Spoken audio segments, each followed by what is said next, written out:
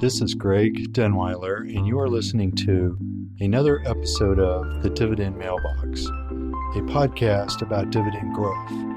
Our goal is to stuff your mailbox full of dividend checks and make each year's check larger than the last.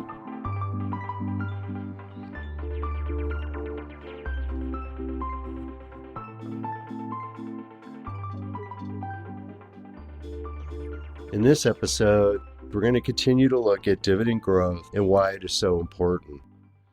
First of all, as a dividend investor, and especially looking for growth, there's a habit that I have every day in the Wall Street Journal, in the market section of the paper.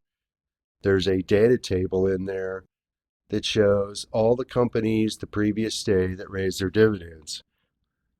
As a dividend growth investor, there's nothing that makes you happier than looking in there and finding one of your companies showing up in the table that's raised its dividend. And there you go. You just got another raise. So anyway, continuing on, one of the things that I hope you get from this episode is, do I really give up anything when I invest for dividends? So let's look at just how the dividend sectors have performed in the last several decades. Standard & Poor's goes through and does several studies, and in one of them, they looked at 1990 to 2021, and they looked at the average outperformance of the dividend aristocrats versus the S&P 500. Just to recap, the dividend aristocrats are the companies that have raised their dividends every year for at least the last 25 years.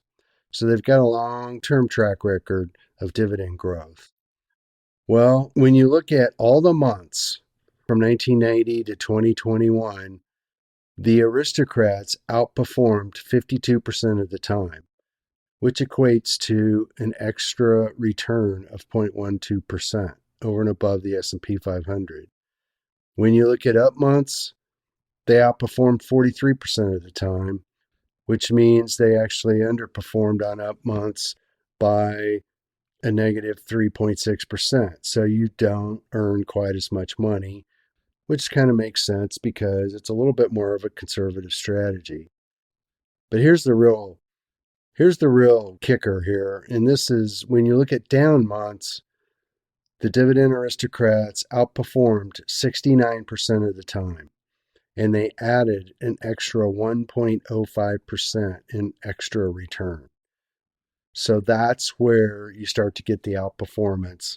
And compounding always works better when you don't lose as much money. As an example, if you have a 50% loss, then you have to double your money.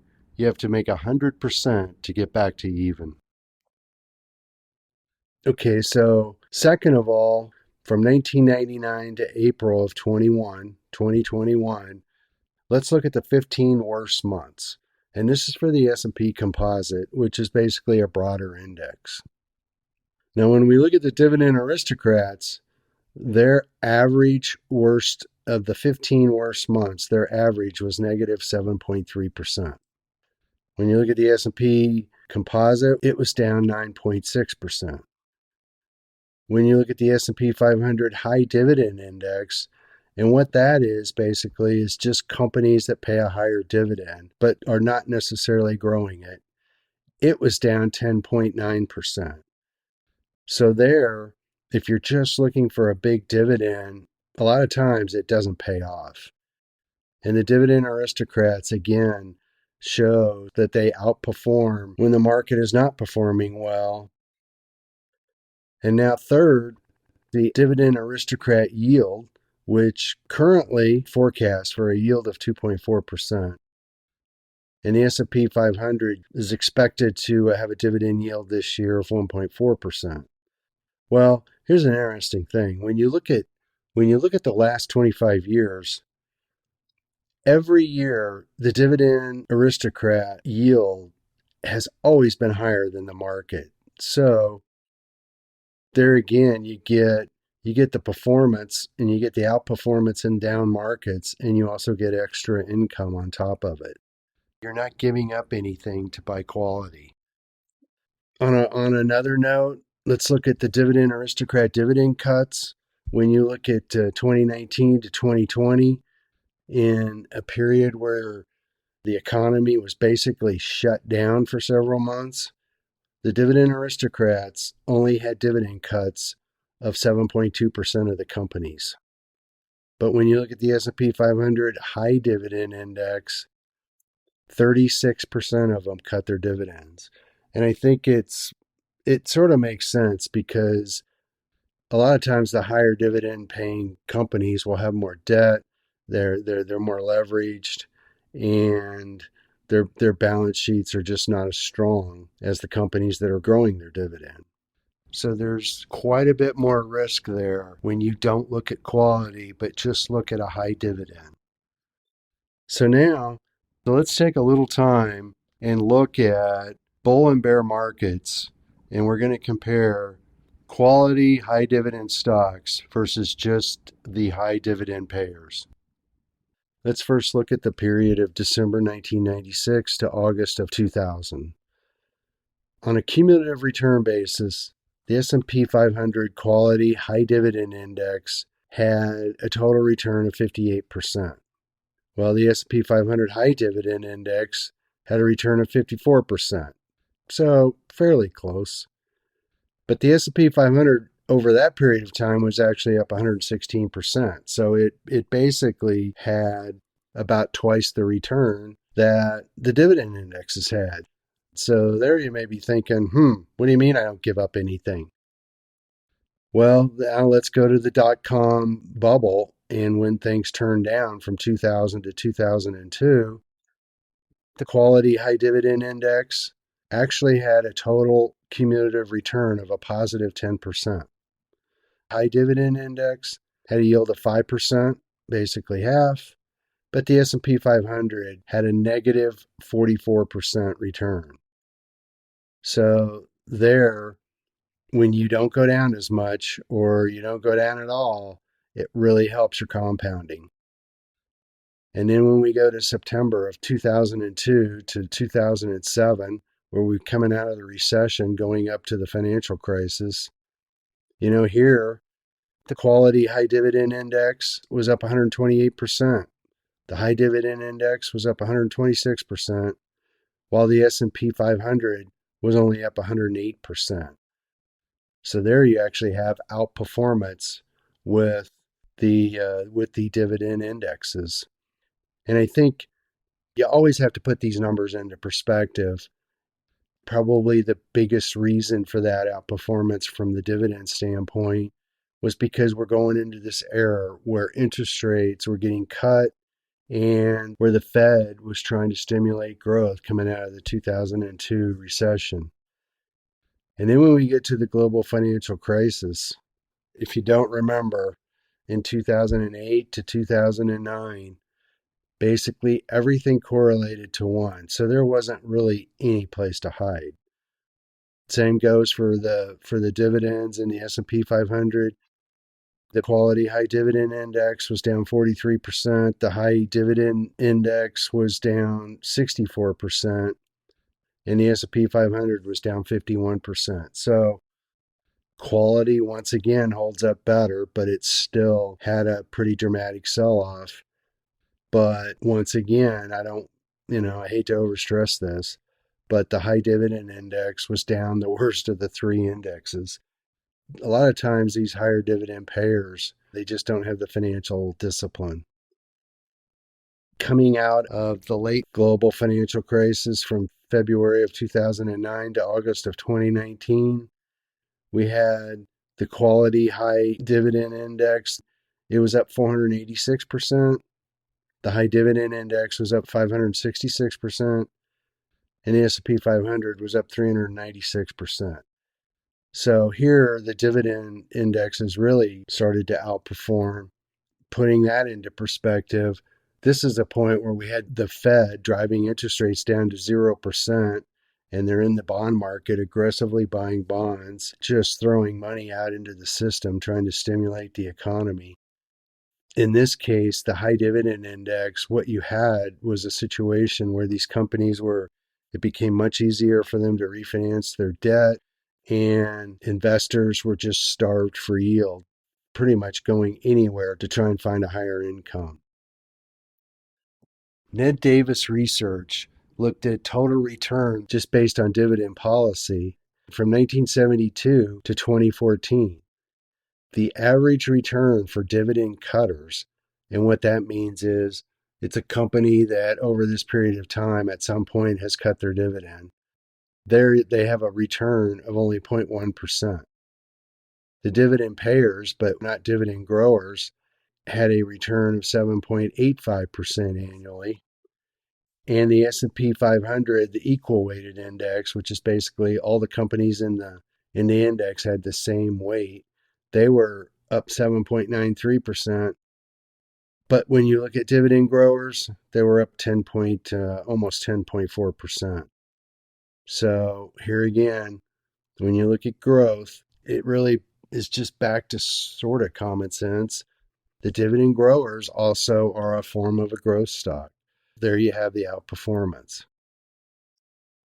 I'd like to look at one of the companies that has been perceived as a high dividend payer, and that's AT&T.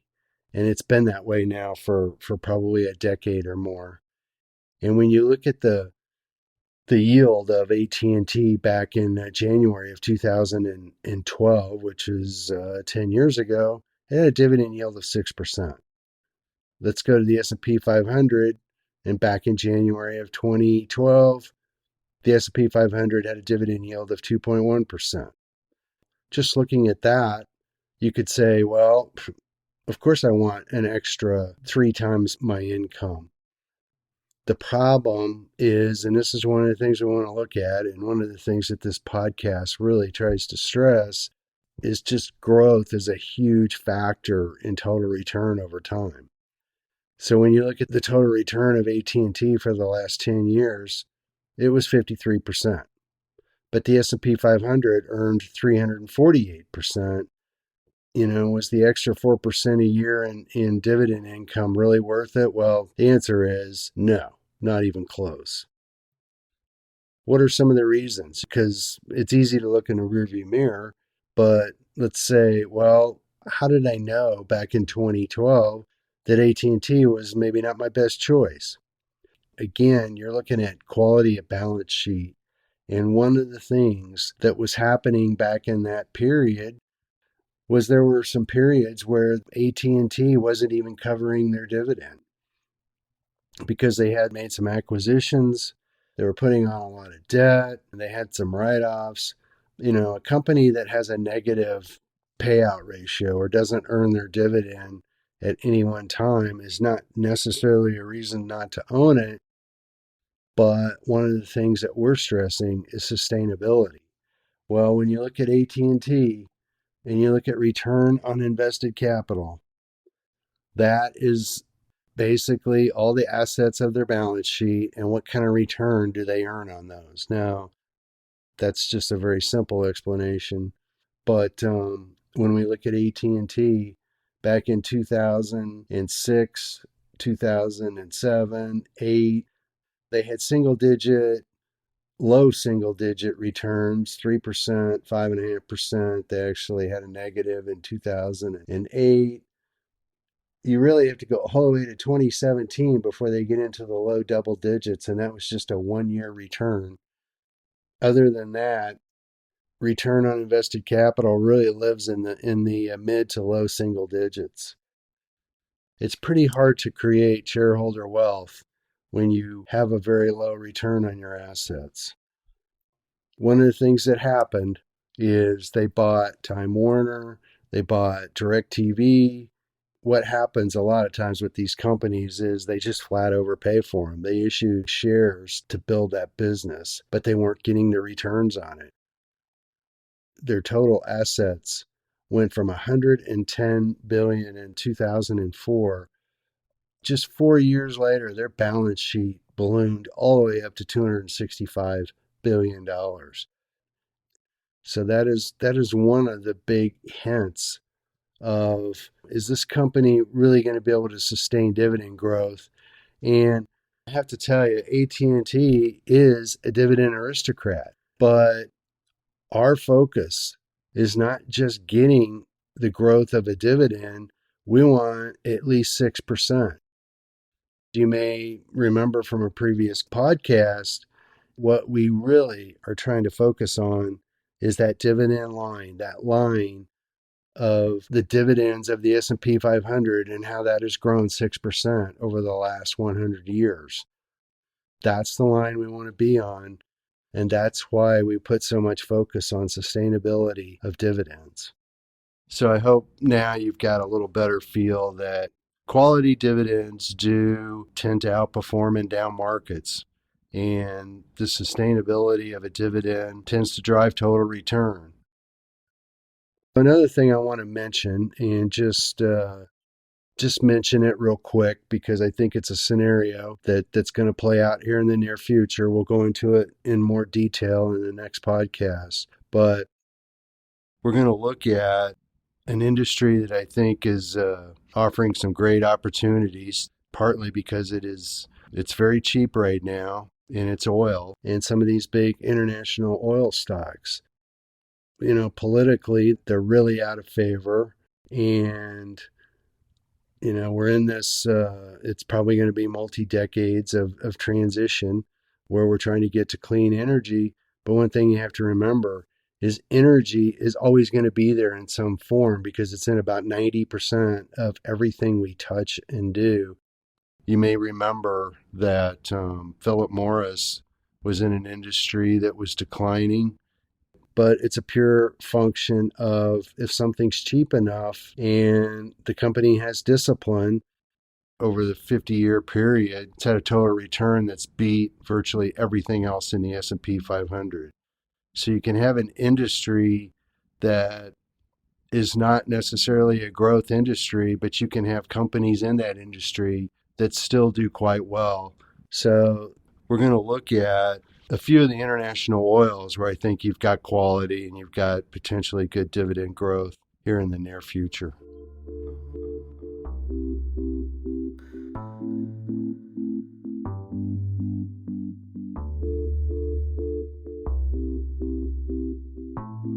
If you liked today's podcast, please leave us a review and follow us on LinkedIn, Instagram, and Facebook. If you would like more information regarding dividend growth or just our style of investing, go to growmydollar.com. There you will find some of our previous podcasts and also our monthly newsletter. Past performance does not guarantee future results. Each investor should consider whether a strategy is right for them and consider all the risks involved. Dividend stocks are volatile and can lose money.